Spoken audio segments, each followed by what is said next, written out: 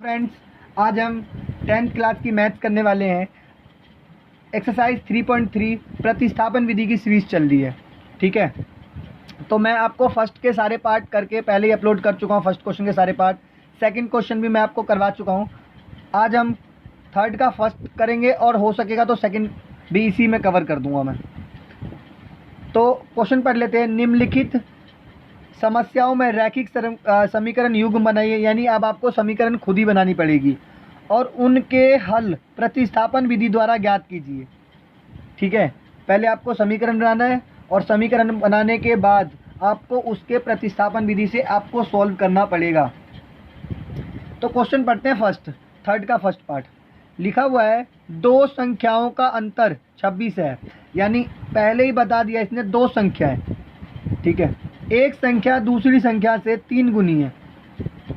तो आपको लेट कर लो पहली संख्या और दूसरी संख्या की दो संख्या है। तो माना पहली संख्या x ले लो और दूसरी संख्या ले लो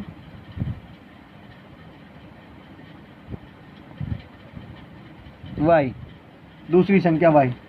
ठीक है, अब क्या बोला गया है कि दोनों संख्याओं का अंतर का मतलब होता है माइनस, यानी पहले और दूसरी संख्याओं का जो अंतर है, अंतर का मतलब माइनस। पहली और दूसरी संख्या का जो अंतर है वो दे रखा 26 यानी 26। ये ले लेंगे समीकरण नंबर 1। इतनी बात आपको समझ आई। उसने साफ बोला हुआ क्वेश्चन में कि दो संख्याओं का अंतर 26 दे रखा है, यानी 26 दे रखा है। x minus Y is equal to 26, ये लिख सकते हैं आप। आगे क्या बोला गया है कि एक संख्या दूसरी संख्या की 3 गुनी है। एक संख्या यानी ये ले ले, एक संख्या ले लिया हमने और ये ले दूसरी संख्या। एक संख्या जो है दूसरी संख्या की, किसकी? तो दूसरी संख्या। तो दूसरी संख्या कौन सी है? ये वाली। तो दूसरी संख्या की कितनी गुनी है? 3 गुनी है। तो दूसरी संख्या में करेंगे। इतनी बात समझ आ गई। एक संख्या दूसरी संख्या की, तो दूसरी संख्या तो ये वाली है, दूसरी संख्या की 3 गुनी है। तो दूसरी संख्या ये रही, तो उसकी 3 गुनी है, दूसरी संख्या की 3 गुनी है। तो दूसरी संख्या की 3 गुनी कर दी। अब देखो, अब क्या है, अब यहाँ पे बिल्कुल आसान सी सीरीज, आसान सा क्वेश्चन है ये। तो x ये हो जाएगा 3 को y से मल्टीप्लाई करेंगे तो 3y। ये आपकी x की वैल्यू आ गई पहले से ही। अब इक्वेशन नंबर ले लो 2। ठीक है, ये आप इक्वेशन नंबर 2 इसको भी लेट कर सकते हैं, या तो आप बना भी सकते हैं। इक्वेशन नंबर 2 इसको भी लेट कर सकते हैं। ये प्लस का है, इधर आके माइनस और इक्वल टू में 0। इक्वेशन नंबर 2 इसको बना लो। ठीक है, क्योंकि ये प्लस का था इधर, इसलिए इसको इधर ले आया 3y को, ये हो गया माइनस का, और इक्वल टू में क्या बच जाएगा? तो 0 बच जाएगा।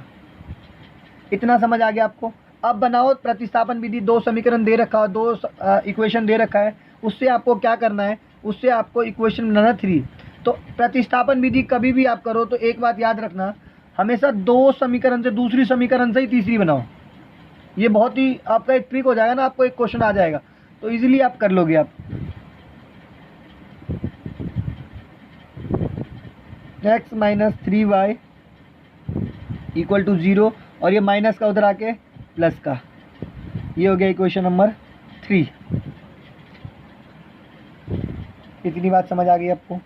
अब लिख लो x का मान समीकरण नंबर 1 में रखने पर, यानी x का मान किस में रखा? समीकरण 1 में रखेंगे, क्योंकि मैंने 2 से तो 3 बनाया है तो इसलिए 1 में रखेंगे। एक क्या हमारे पास? x minus Y is equal to 26 दे रखा है। x का मान कितना है? तो 3y है, तो x की जगह लिख दो 3y। माइनस है तो माइनस लगा दो, y है तो y लगा दो, y का मतलब 1y। इक्वल टू में दे रखा 26। तो 2 में से यानी 3y में से अगर 1y जाएगा तो आपको पता होगा 2y बचेगा, इधर बच जाएगा 26। ये y के साथ जो 2 है वो है मल्टीप्लाई में, तो इधर आके 2 हो जाएगा डिवाइड में, और इससे ये कट जाएगा तो आपको y की वैल्यू जो बचेगी वो आपकी आ जाएगी 13। इतनी बात समझ आ गई आपको। तो y की वैल्यू आ गई आपकी 13। अब इसकी वैल्यू किस में रख दूंगा, आप रख दो 1 में भी रख दो, 2 में भी रख दो, 3 में भी रख दो। इसका आंसर अलग भी आ सकता है कभी कभार, क्योंकि क्या पता आपने पहली संख्या x को लेट रखी है और दूसरी संख्या y को कर रखा है, तो आपने दोनों का अंतर 26 ले रखा, क्या पता आपने इसमें मल्टीप्लाई कर दिया, तो इसका आंसर इससे अलग आएगा। पहली संख्या आप किसी को भी मान सकते हैं, ये इससे देखना जरूरी है कि आपने पहली संख्या x को माना है कि y को माना है। इतनी बात समझ आई।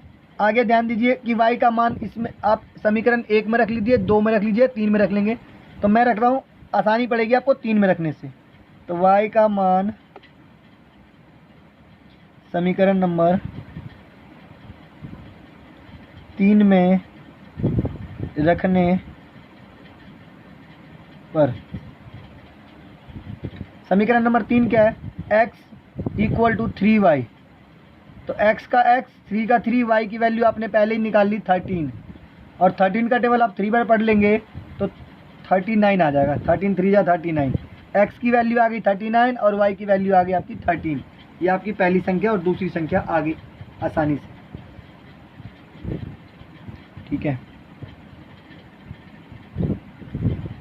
अब मैं नेक्स्ट वीडियो में आपको इसका सेकंड पार्ट समझाऊंगा, ठीक है। तो आपको अच्छा लगा तो आप लाइक कीजिए, शेयर कीजिए, क्योंकि इसके बदले आपको कुछ चार्ज तो देना नहीं पड़ रहा, तो थोड़ी सी हेल्प मिल जाएगी, मेरे को भी सपोर्ट मिल जाता है। आप लोग देखते हैं तो मुझे हौसला मिल जाता है, इसलिए ज़्यादा से ज़्यादा क्या करें, शेयर ज़रूर करें। Thank you.